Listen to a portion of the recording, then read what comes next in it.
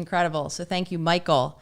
Essentially, I'm hearing Michael ask if we could sum up the work in a word or in a phrase, what would that be? So first, got to admit, 2 words that came and that popped into my mind when I heard this question are probably words that, for those of you who have been following me, have probably heard me speak consistently ad nauseum. So my 2 words are conscious empowerment. For me, I really believe that embodies what we're doing here, what the work is all about. It's about really tuning in to the choice, mainly, that comes with a practice of conscious empowerment, really acknowledging that so many of us feel disempowered, we feel stuck, because we don't feel like we have choice. We feel like we're living reactively, as many of us are, living again from that autopilot. So when I consider the work, you'll hear me often talk about how it is an action. It's a process of sorts. And what the process is, again, for me, it's an empowering, a consciousness, so that I can show up as a conscious being in each and every moment, as they definitely shift and change, as we grow, as we age, as our relationships change, as our world changes around us. However, we can still empower ourselves to make choices that are more aligned with who we are now, and again, who we continue to evolve and change to be. So for me, the process of, or the work, the 2 words that come to mind for me are conscious empowerment. What was it that came to mind when you heard this question from Michael, Jenna? Immediately, the single word that came to mind for me was and is consistency. And I love how we both naturally just went down 2 different paths with this. You're getting great at sharing the stage too. Nicole's always used to being just dead on one person. So this is a practice. It's great.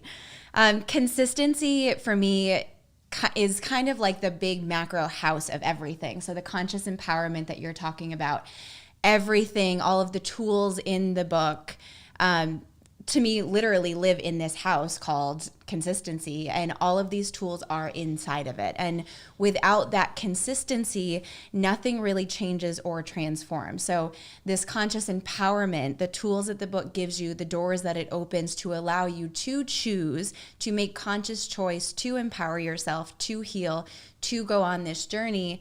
If you're not consistent with that, you won't necessarily see any results. If you go to the gym once, that's great for that day, and then you're not going to see any improvement over time. So I think what your conscious empowerment is kind of like the blueprint foundation, and then that conscious empowerment and choice, that married into this house of consistency and really continuing on this journey over and over on a daily basis, for me, really encapsulates the whole book. So how to do the work consistently. Yeah, absolutely. And piggybacking off all of these 3 concepts now, conscious empowerment and consistency, for me, overwhelmingly, I believe that's what was lacking in the old model and the way that I had been working. In seeing clients week after week, what I was noticing was incredible insight coming from our conscious mind when the human was sitting in front of me, when we have access, right, to the things that did not work for us in the past, many of us able to empower ourselves with the plan, at least, to make new choices in the future.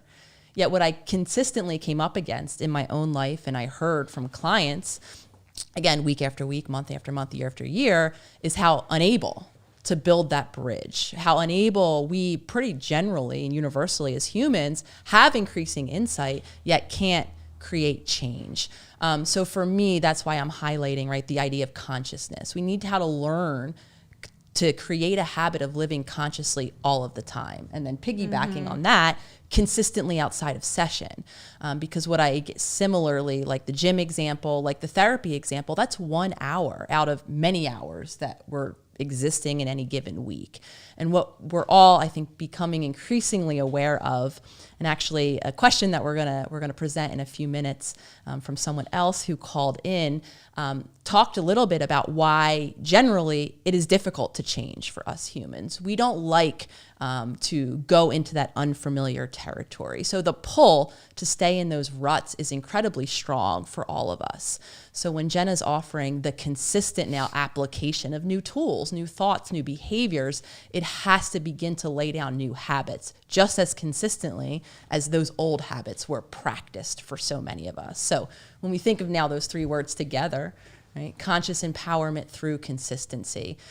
Maybe that is our full, kind of co-created definition. And when we are conscious, again, we gift ourselves with choice.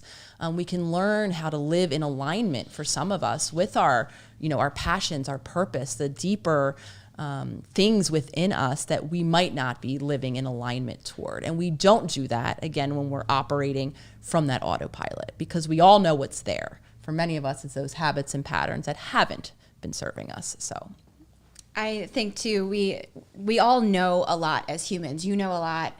I know a lot. We as a world know, or at least as a nation know, if we eat less and work out more, we'll lose weight. Yet the majority of the population is still overweight, which shows us that knowing truly makes no difference. It's putting the knowing into action. So I think, Michael, if we were to stretch this from a word or a phrase and just make a complete sentence, really how to do the work is conscious empowerment through consistent action. Yes, beautiful.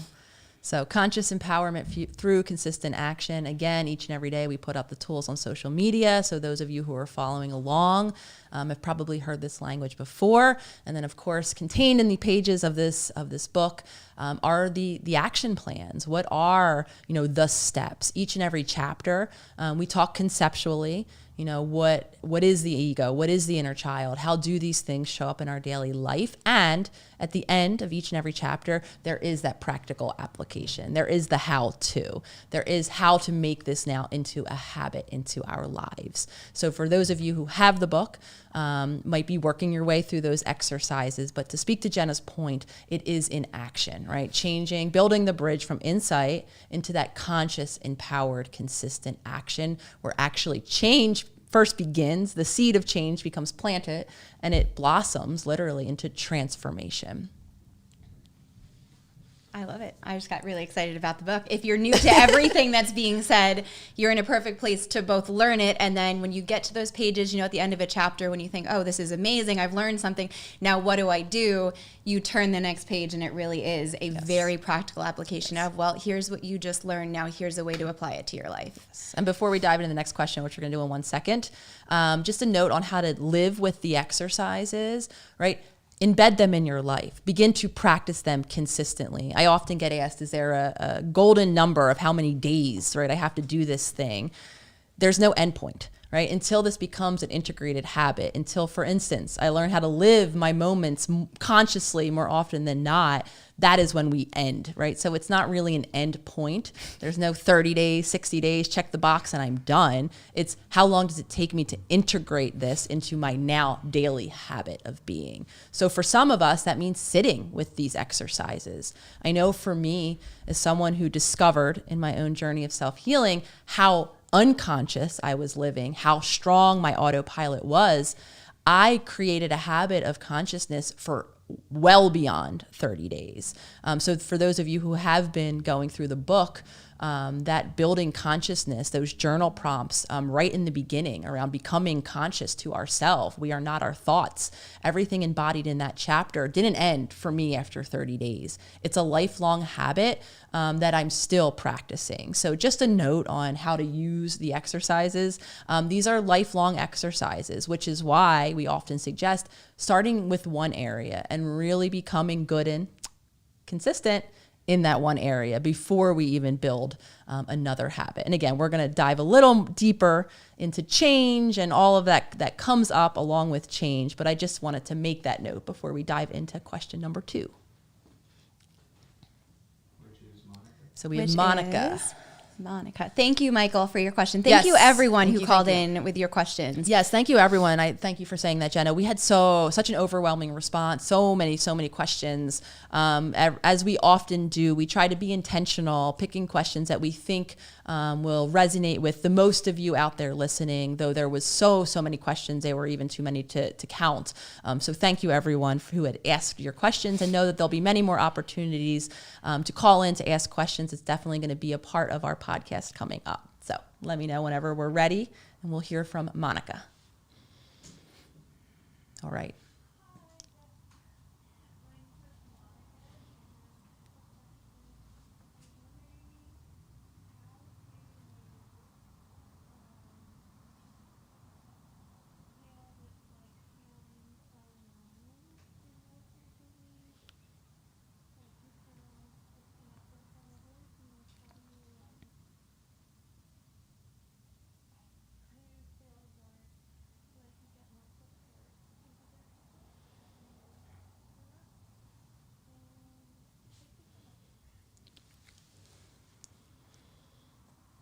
All right. Thank you, Monica. Thank you if you're listening, if you tune into this later. Really great question. We got different versions of this question around loneliness, feeling alone, relational questions, not feeling connected to others. So we thought this was a great kind of representation of something that's coming up for a lot of you, which is, again, not really feeling fulfilled, possibly in our relationships, maybe having that deep feeling of loneliness. So first, we want to answer this, I think, in two ways. And the first part of this answer is honoring the reality that many of us feel alone because we don't actually feel connected to the first relationship, our primary relationship in our worlds and our lives, which is the relationship we have with ourselves. Many of us have never, taken time to connect with possibly our physical beings. Maybe for some of us emotionally, we don't allow our emotions presence in our lives. And then there's obviously that deeper, that more essence, spiritual based sense of self. So many of us have a habit of not tuning in to ourselves. So what happens over time is we become more and more distanced from ourselves, more and more disconnected, to the extent that it can begin to present itself as feeling deeply lonely because we are literally alone in a sense. We aren't even staying in alignment or in connection with the self first. And I wanted to just pause on this part of the answer because I think logically, a lot of us anticipate the answer to be something outside, right? Finding the right person, finding the person who, to use Monica's language, can be supportive of ourselves or can help us meet our needs. Now, of course, we are interpersonal creatures. We need relationships as humans. However, the most primary relationship begins with ourselves. And many of us kind of overstep that relationship and try to fill our cup, as we say, from the outside in, or using external things, even such as relationships and other people, without really taking the time to connect with ourself first.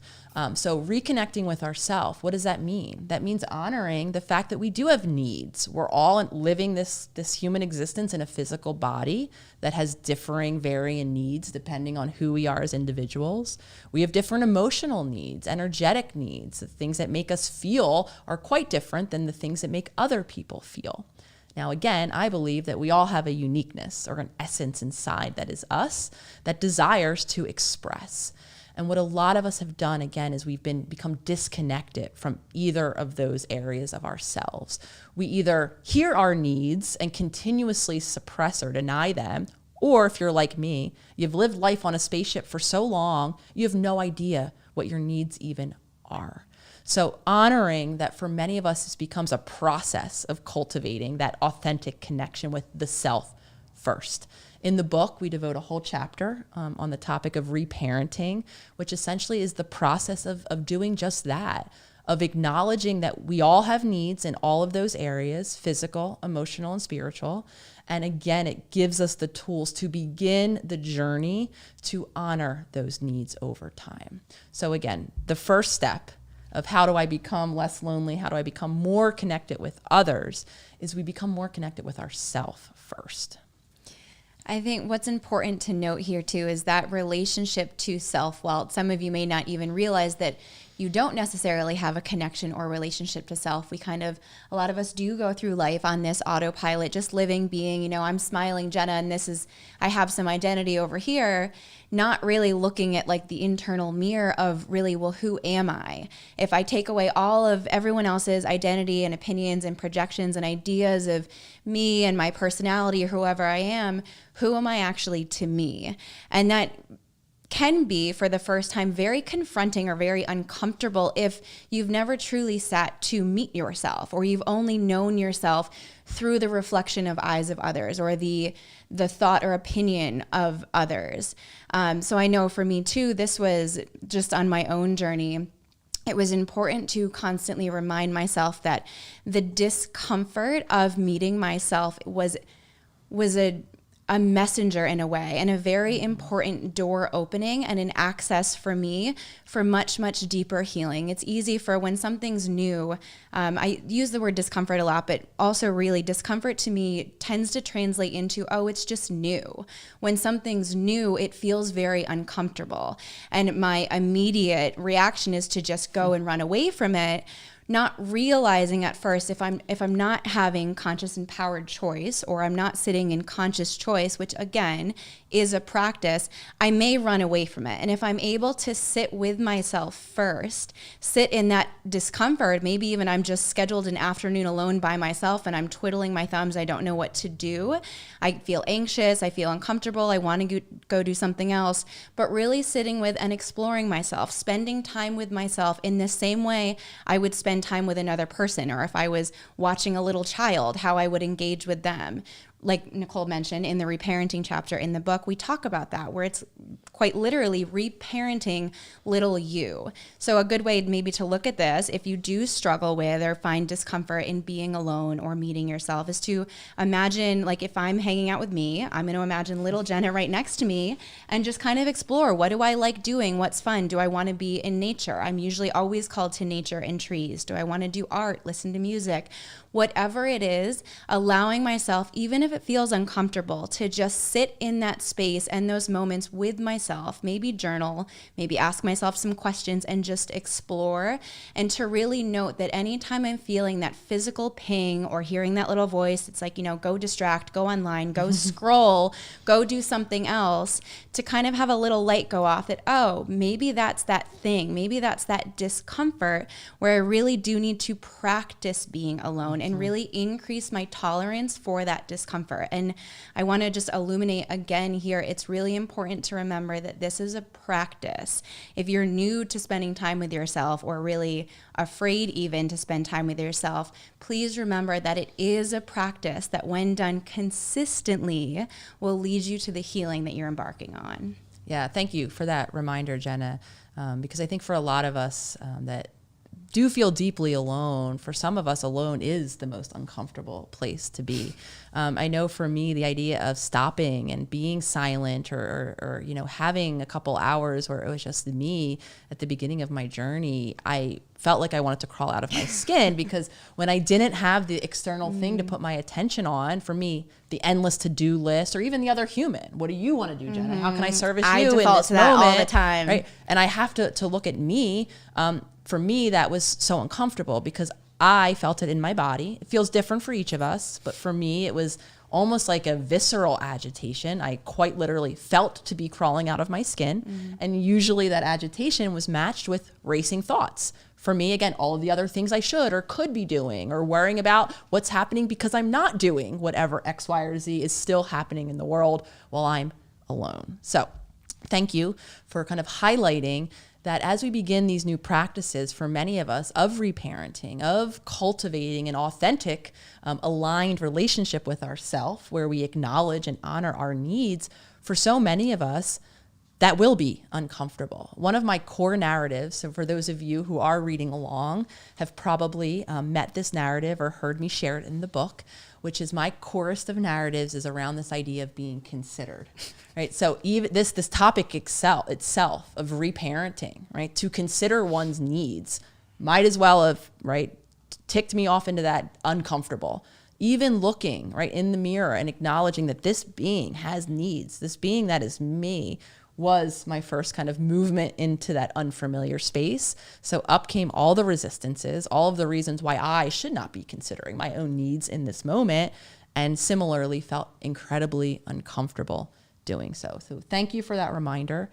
Any one of us who are doing any work in the reparenting area to better and more authentically honor our needs probably can anticipate some degree, right, of this discomfort. However, the reason why we're doing this work of reconnecting with the self, once we build that foundation, the second part of this answer is to begin to authentically connect with community, right? To be able to now show up as my full self, as a being who does have needs and who's able to acknowledge and express those needs authentically and safely for those around me, allows me the ability to authentically now connect with other people.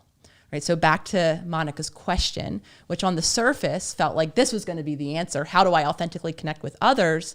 As a reminder, we have to first be in alignment and authentic within ourselves.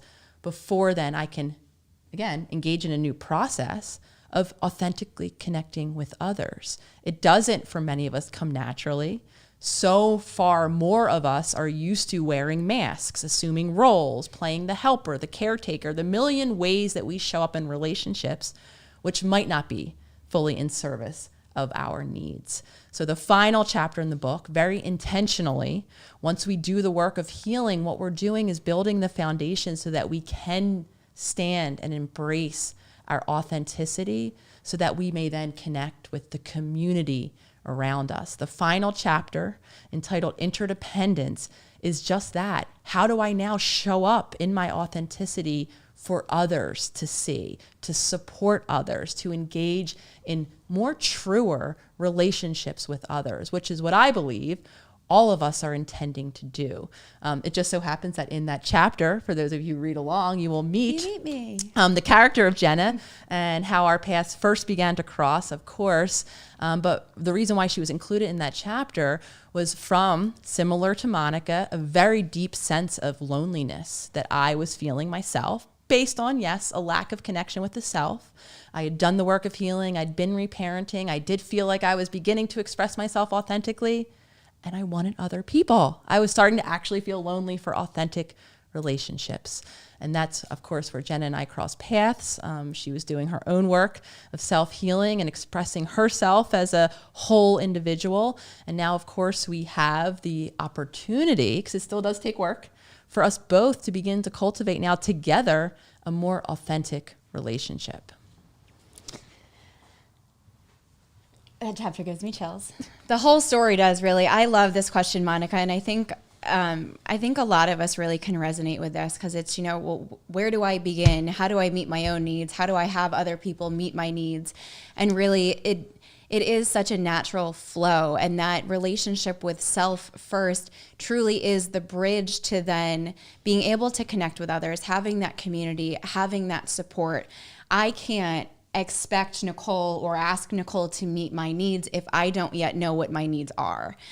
So really sitting with myself first, understanding me more. And I think as you really do begin to spend time with you, when you stop looking externally and really start to explore and look internally to who you are, doing the work, using the tools in the book, finding your own true authentic self and self-expression, that naturally will open itself up also just energetically to the people around you. I know that's very much how Nicole came into my orbit, and everyone really who's come onto my path over the last couple of years. Like Nicole said, I'd been on my own self-healing journey much before I even, was shown Nicole's Instagram. And I am very grateful for always having been surrounded by a community of people that saw me as the person that I was stepping into versus the person that's showing up right now or who I was before.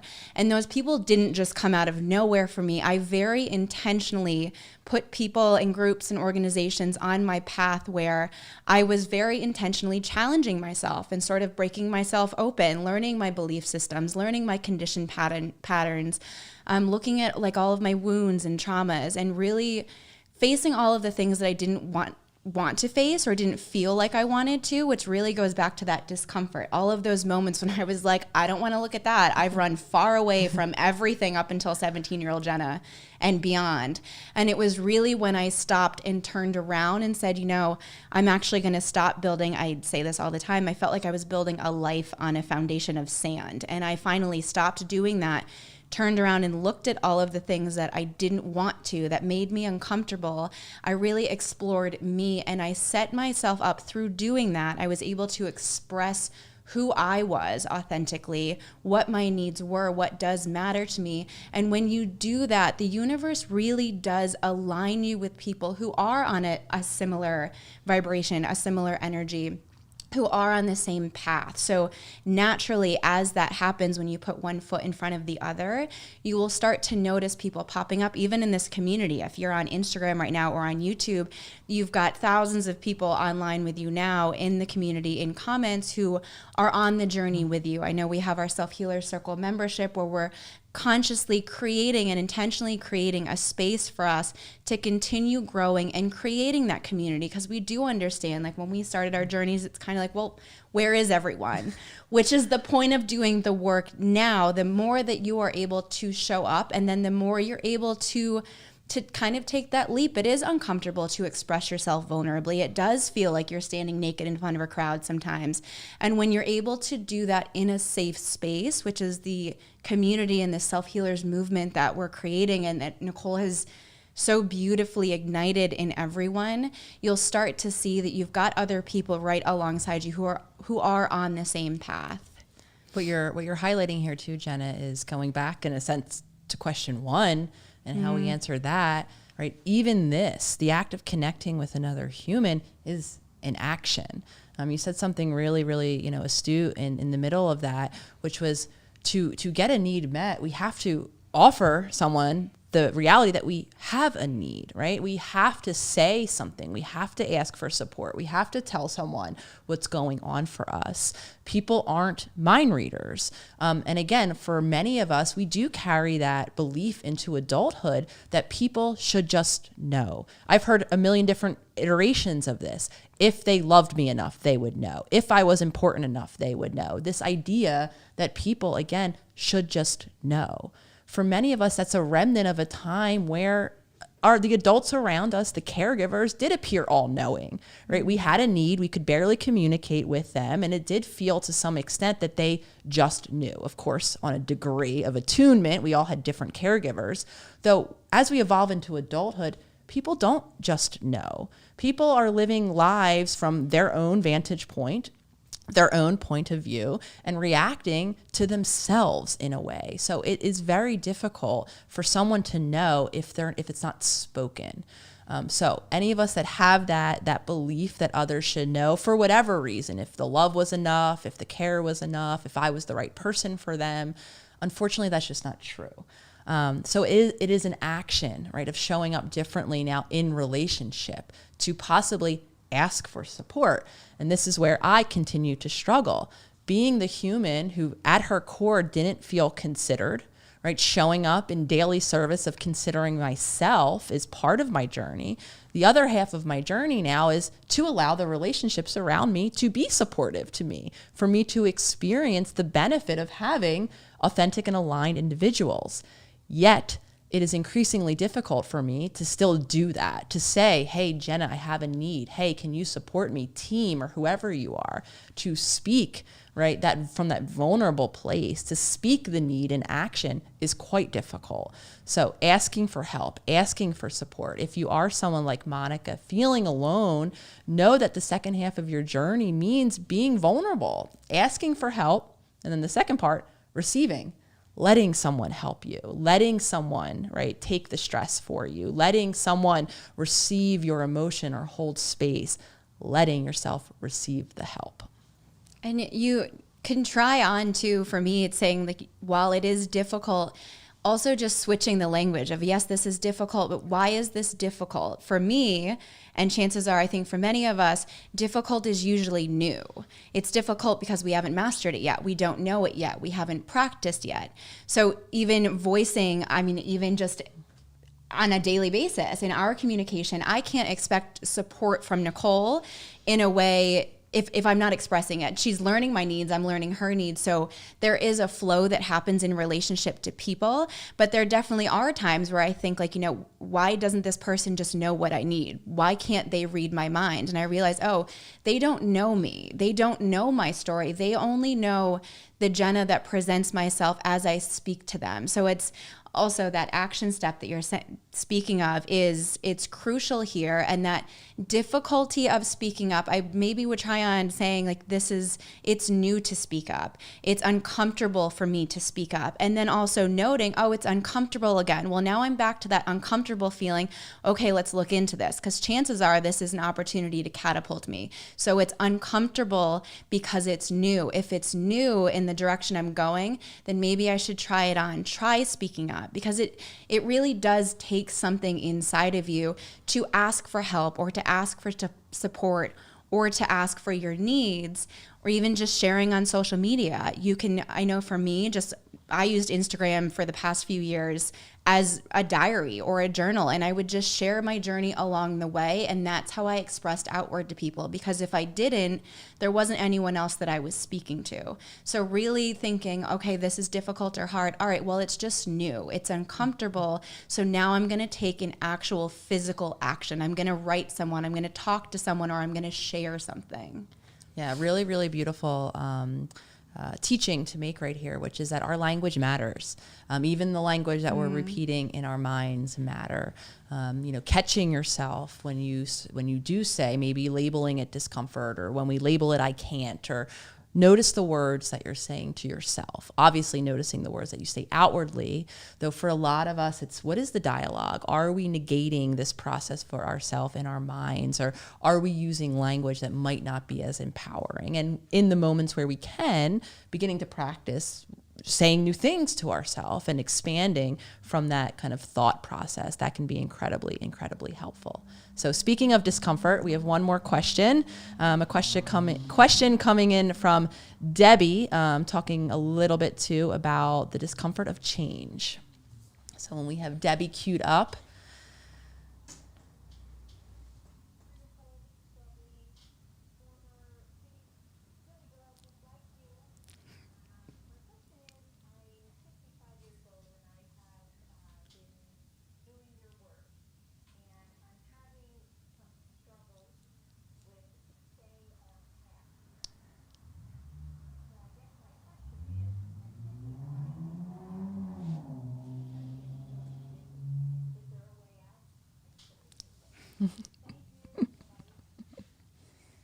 Thank you, Debbie. Yes, thank you, Debbie, fellow Philly girl. I had a big smile when I heard your message. Definitely can't hear your accent, though. I'm told we all have them from us from Philly.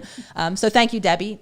Grab this question because I do see a lot of questions that come up around age, around this idea, is it too late? Also acknowledging how difficult change is.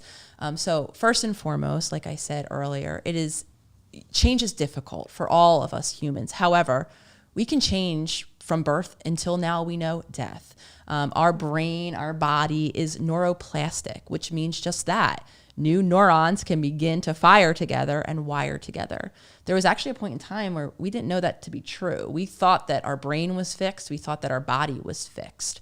So very gratefully now, we know that there isn't any expiration date. Once you cross 40 or whatever it is, you're not locked in one way of being, that we do have our brains are incredible. Our bodies are incredible. We can change up throughout life. However, why are most of us stuck in cycles? Why are we unable to change? This is what I was describing earlier that I would see week after week in my clients. The reason why we're stuck lives in the power of our subconscious. Our subconscious, like I said, is evolutionarily wired, and it operates really around one principle: the attempt at keeping ourselves safe. And safety, according to our subconscious, is gained when we go down the familiar paths, when we know what comes next. Because the uncertainty, not knowing what happens next, might invite the threat in that could actually cause our physical demise. Like, again, all of this is very much driven by our evolution. So those imprints, all of the habits and patterns that we began accumulating in childhood are stored as our autopilot, as that computer program that runs when we're not being conscious. And again, we're geared to stay in that familiar, despite increasing awareness, increasing insight, increasing reasons why not to. According to our subconscious, that is our home. That is our familiar base. And those of us who have tried to change have probably met what I call resistance. right? Again, like I described earlier, that body-based agitation where we're uncomfortable, we feel the energy, we maybe simply just don't feel like ourselves, or some of it comes, for some of us, it comes in the mental world. A million thoughts, a million reasons why not to. Perhaps for Debbie, a million reasons to get off task and to stay off task, right? That's resistance. That's a function of our subconscious's desire, right, to stay in that autopilot to keep us safe, or so it believes. I think it's chapter 2 in the book. We talk about the conscious self and becoming aware. And again, that's why consciousness, like we talked about earlier, is so incredibly important, because our subconscious wants to stay in those ruts, right? Wants to stay repeating those conditions that for some of us do feel imprinted lifelong, like we cannot change. So the first part of this is to honor why so many of us are stuck. We don't actually really want to change. Change is hard as humans, and what comes along with it is incredible discomfort. In my brain, picture this as, so your subconscious, like you're saying, and Debbie, I don't know how long you've been on this journey of doing the work, but you mentioned that you're 55. So imagine being 55, you've got this perfect computer program in you that is already programmed from birth until now at 55. You do have a default. You have a programmed system of your life that is running nonstop for you. And it takes that, when we say consciousness is important here, consciousness is crucial, because without consciousness, you've just got this perfectly self-sustaining program. There's nothing wrong with it. Your subconscious is perfect. It's doing what it needs to do. It's just going to keep running in this circle on autopilot until you interject something new in.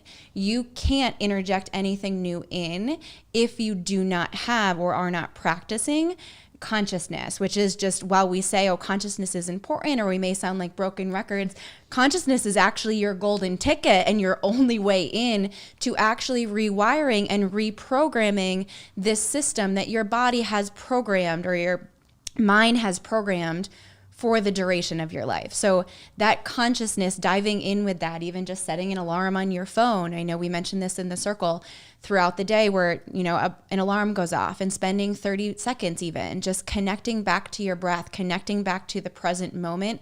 Something as small as that little ding going off and spending 30 seconds with yourself and your breathing is a way to start to hack into that subconscious programming. Again, there's nothing wrong with it. It's just set in motion, and it's not going to stop unless it's disrupted by something, which is consciousness. Yeah. So speaking of small, I'm really happy that you used that word, Jenna. We talk a lot about small daily promise, the habit of doing just that, making one small daily promise that you begin to practice keeping to yourself. Not 5 new small daily promises, not changing our life from top to bottom tomorrow, as many of us very understandably want to do, especially when life feels increasingly uncomfortable, continuing it as it is. Very logically, we think, okay, well, 5 new things will get me there 5 times quicker, right, to feel better. So honoring, for some of us, what does feel intolerable to continue going as is. However, we want to work with our resistance. We want to understand that our subconscious does get overwhelmed when it begins to tread into that unfamiliar territory. So we want to set ourselves up to succeed, to begin to show alignment between the intention and the action of keeping it. So many of us suffer from what we call here self-betrayal, right? A lifetime for many of us of not keeping our intentions, of not perhaps tying this whole conversation beautifully together, not honoring, not living in alignment within our needs, right?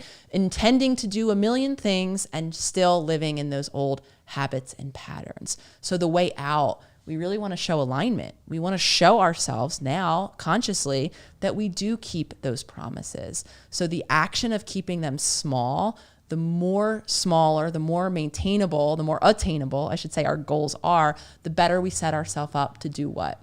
Keep the promise consistently. So we'll be the first to suggest to keep those promises small.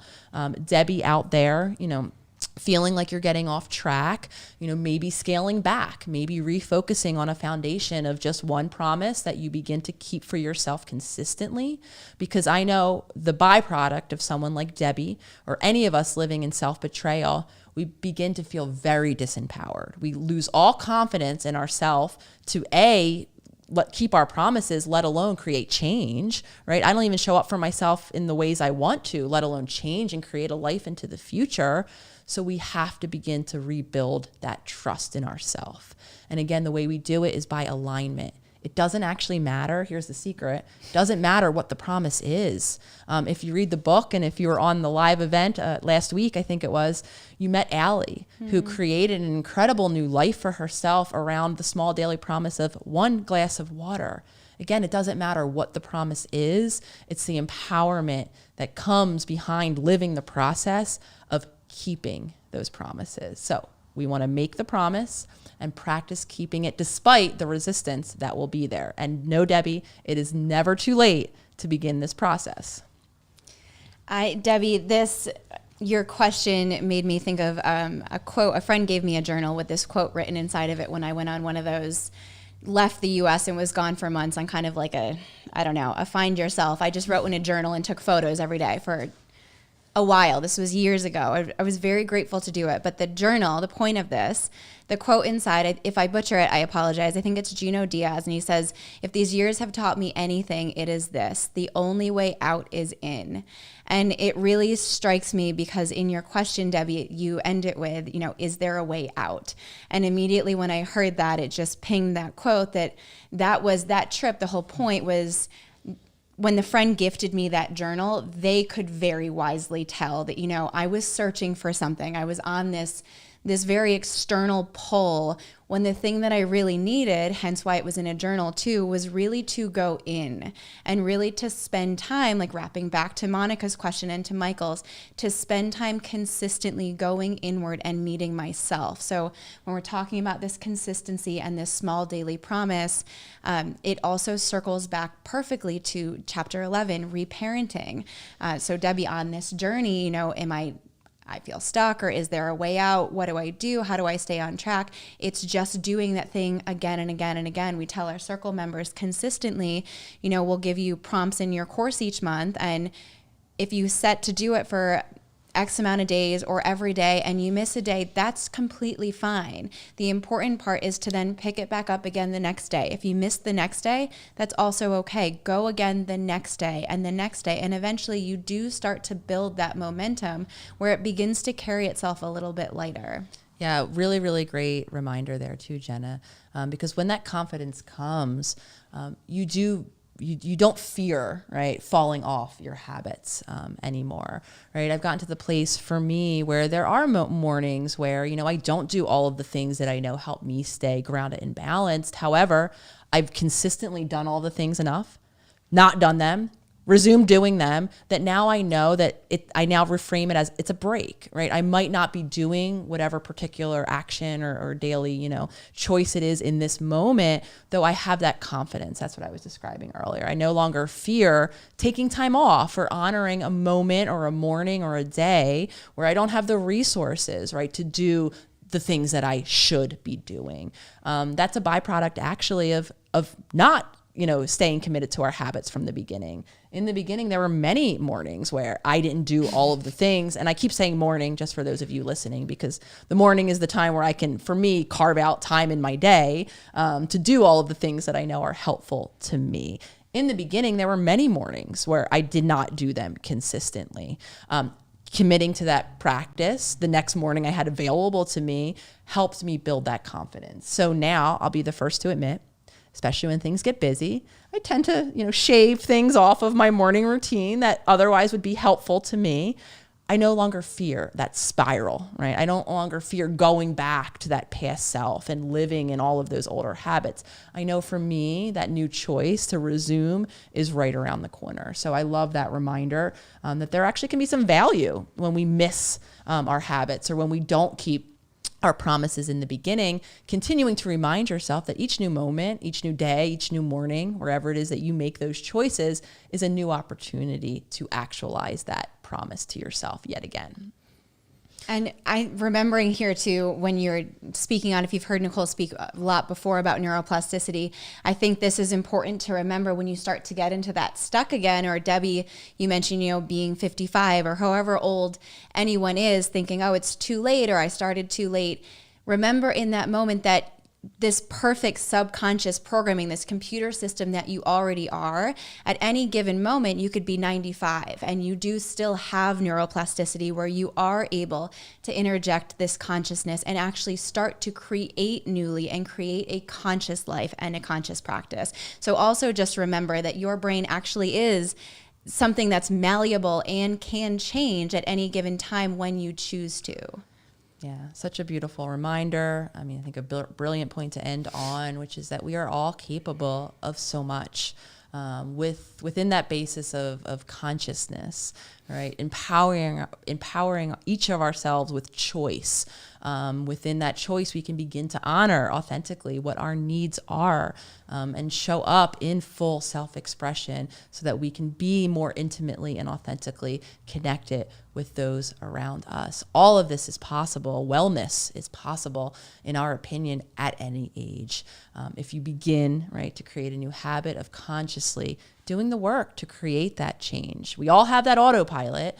Right now, we can all gift ourselves with empowerment, with choice, with, for many of us, a new say for the first time in our lives where we get to show up as the being who considers, who tends to, and who acknowledges ourselves, for some of us, for the first time ever.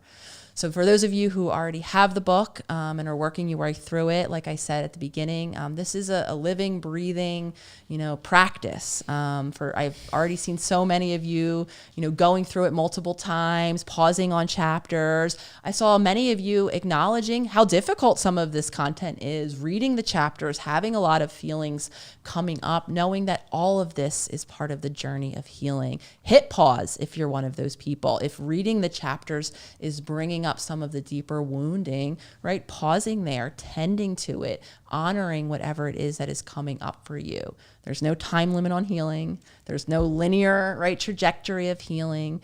And again, the work of healing is finding that safety, finding those people, finding the Jenna, finding the community.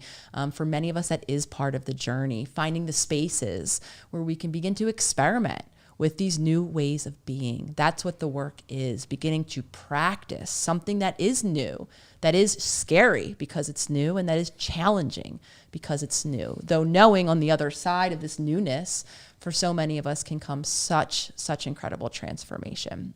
So I'm not sure if you have any parting words before we wrap this up here today. I would just end with, you cannot rush your healing. It will not and cannot be rushed. And there also isn't like a golden pot, a pot of gold on the other side of a rainbow somewhere. We were talking the other day and this visual came to mind of really, when we're embarking on a healing journey, I picture it like a road, and immediately past Jenna, old Jenna would go to thinking, okay, well, there's this perfect like healing path that I've got to go on. It has an end to it. I've got to find this right path. That doesn't exist. So if you're seeing a path with all of these things along the way, that's not necessarily how it's going to turn out. You can understand and should be able to visualize or practice visualizing where you're going, who you want to be, who you truly are, and then also surrender to the fact that you can hold that vision and not necessarily have the details of how you're going to get there. So this visual I have of this path, I quickly realized in our conversation the other day that while the path doesn't exactly exist, the way the path is actually created is by taking a single step. So quite literally, if you look down at your feet, imagine taking one step forward and a brick forming under it, taking another step forward and a brick forming under it. You're creating your own unique path as you go, and you're doing it through conscious action. So using the tools in the book. Also at the back of the book, there's a holistic psychology term glossary.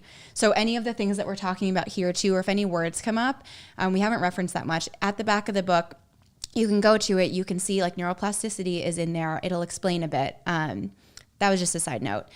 So as you're going, just also remember you're creating the path as you go. It's not to be rushed, but it does take this conscious, empowered, consistent action. I think action is the key takeaway here, that it is a doing. It's how to do the work. Yeah.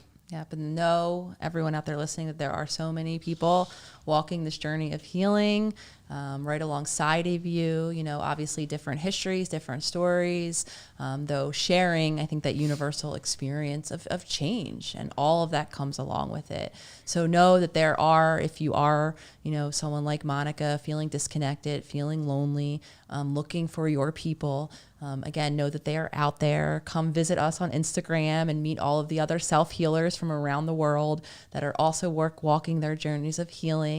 Those of you that are in the self-healer circle, know that that's a great community to begin to tap into, though know that there have to be actions, right? Reaching out, connecting with these people, asking for support, acknowledging the moments where we need support is how we can begin to show up for ourselves as we continue our journeys of healing. As always, it is my honor to be walking this journey alongside everyone here, all of you out there listening. As I mentioned earlier, in the next week or so, we're going to be releasing the first episode of our How to Do the Work Masterclass. So you've not heard the end of us on all things of this book. So anyone who is interested in continuing along this journey can join us for the Self-Healer Soundboard, How to Do the Work Masterclass, where we'll be diving in again, chapter by chapter, talking about the content, and also, like we did today, taking live questions. So anyone who has some questions on any chapter, begin to note them down. And as we move forward, we will be letting everyone know how to access that call-in number so that you can begin to deposit your questions there. And perhaps next time, one of your questions will be answered live.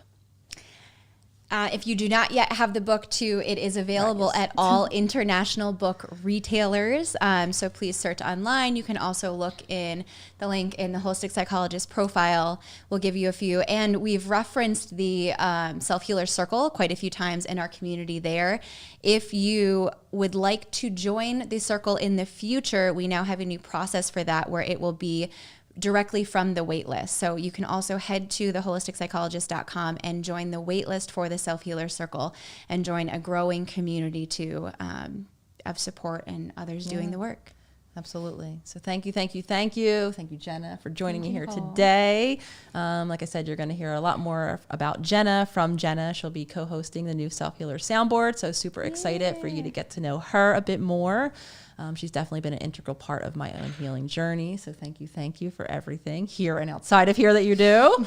And as always, sending love to your corner of the world, wherever you're joining us. There also is those of you who are on Instagram might have seen already before we end here, the new How to Do the Work Instagram page. So anyone interested in following that journey along, posting content from the book, and of course other people as they're traveling along in their journeys. So How to Do the Work on Instagram, you can follow along there as well.